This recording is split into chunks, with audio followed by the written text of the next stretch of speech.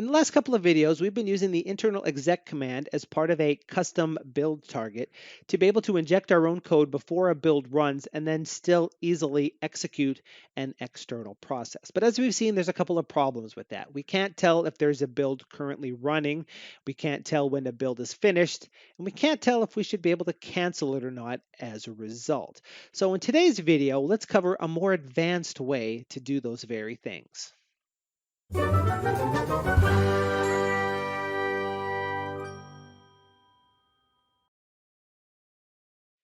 Hello, fellow Sublime Text fanatics. ODAT Nerd here. Welcome to this video on advanced custom exec templates.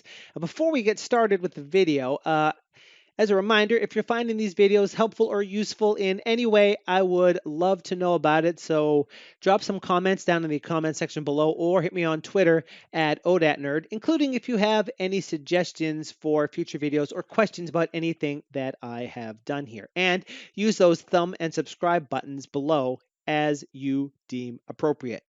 In the last couple of videos, we've been working on this plugin here, which is a custom build target that prompts the user to ask them whether or not they actually want to run the build. And to do that, we are using the internal exec command. We're just executing it with whatever arguments that we got, but we have this extra code in here to do the job. And we can look over here on our build file and we can see that although this looks like a regular build file, the target key is saying to use the confirm exec command to actually execute the build.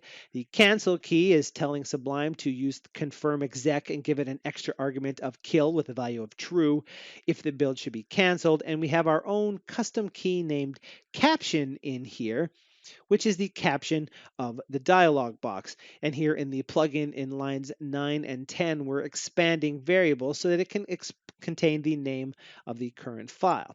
And this all works the way we might want it to, except for a couple of things. One, we can't tell when the build is actually finished executing because we're just asking the exec command to execute the build.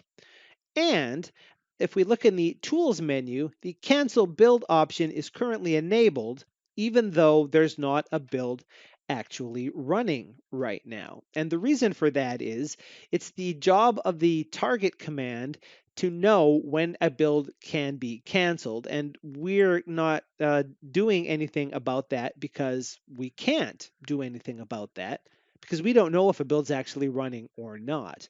Once we call exec on line 15, a build will start running, but we don't know when that build finishes. We don't even know if it was a successful build or not, but we can fix that. Now, the internal exec command is what knows how to execute the build, and we're using run command here to run it. But the exec command is just another plugin command, just like the one we're using here. And as it turns out, we can actually do some cool stuff here. We can say from default, that's the default package that ships from Sublime, and in particular, the exec.py file that exists within that particular package, import exec command. Now that's the actual command that represents exec as we see it down here at the bottom of the file. And if we have access to that command, then instead of saying that our confirm exec command is the subclass of Sublime plugin.window command, which is just a generic command, we can say that we are a subclass of exec command, the command that actually knows how to run a build. And if we do know that, then we no longer have to say self window run command exec because we are, for all intents and purposes, the exec command. So we could just say, ask our superclass to invoke its run method, which whatever arguments we were provided. And just that simply, if we come over here to hello.c, if we look up here in the tools menu, cancel build is disabled now. And that's because as a subclass of the exec command knows if a build is running or not. It's the thing that's actually running the code. So it's able to disable itself. So when I run the build, we still get prompted. We can say, yes, we want to run. The build is currently running. If I come up here now, cancel build is enabled because there's a build running. And when I pick it, the build gets canceled just the way it normally would. That is as easy as it is to make the cancel build command be grayed out when there's not a build actually running, with just a couple of simple changes. But we can take this a couple of steps further if we want to. Now, we already know that if we get invoked with an argument of kill with a value of true, that someone is asking us to cancel the actual build, right? So we could actually modify this code just a little bit. And in particular, we could modify line 14 to look like this. So we still ask for the kill argument and assume it's false, but if it's set to true, we immediately run the our super's run method with a value of kill true to get it to stop the running build. And then we can display a message dialog that says that the build was canceled. You could actually do whatever you wanted there. The idea here is we can now detect when a build is being canceled. And we return when that happens because we don't need to do anything else. The build is done. And we also no longer need this aspect in here like so. So now when we come over to the build, we can build it. We can say, yes, we want to run the build. And when we go into the menu and cancel the build like so, we get a dialog box telling us the build is canceled. Now that's useful as it goes, but we can do even better than that. Now keep in mind, the internal exec command must know when the build is finished because it displays output in the build output panel. And if I comment out this sleep line, when I run the build and say I want to run it, it says finished in 0.1 seconds. It knows the build is done and it even knows how long it took. And I can come up here and break the code. And when I run the build and say yes, not only does the build say that it is finished, it also knows that it finished with an error. So we can actually get that sort of functionality in our build as well. In order to see how the internal exec command knows how to do this, it can be helpful to actually look at the code for the exec command. And we know that we can use view package file from the command palette to do that. We've seen it many times before.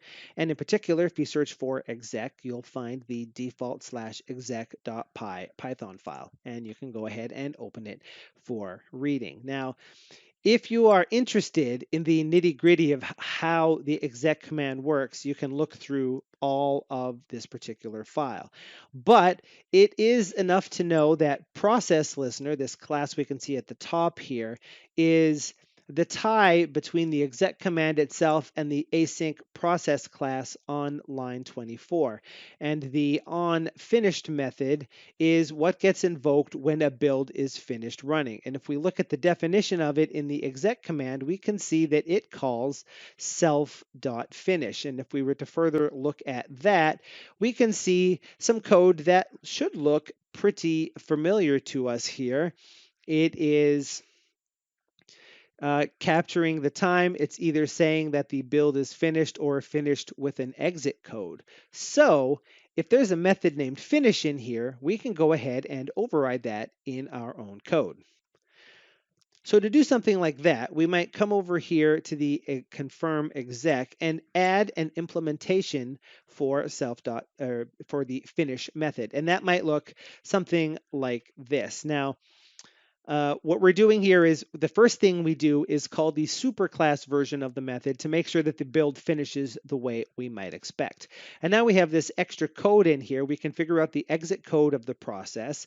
And if it was 0 or there wasn't anything there, then we know that the build must have succeeded. And otherwise, we know that it failed and we know what the exit code is. And here in our example, again, we're using that message dialog function to be able to invoke for us. So if we come over here to the code when it's broken, I run the build, I say I want to run it, it says the build failed with code 1, the same as it says in the build output panel at the bottom.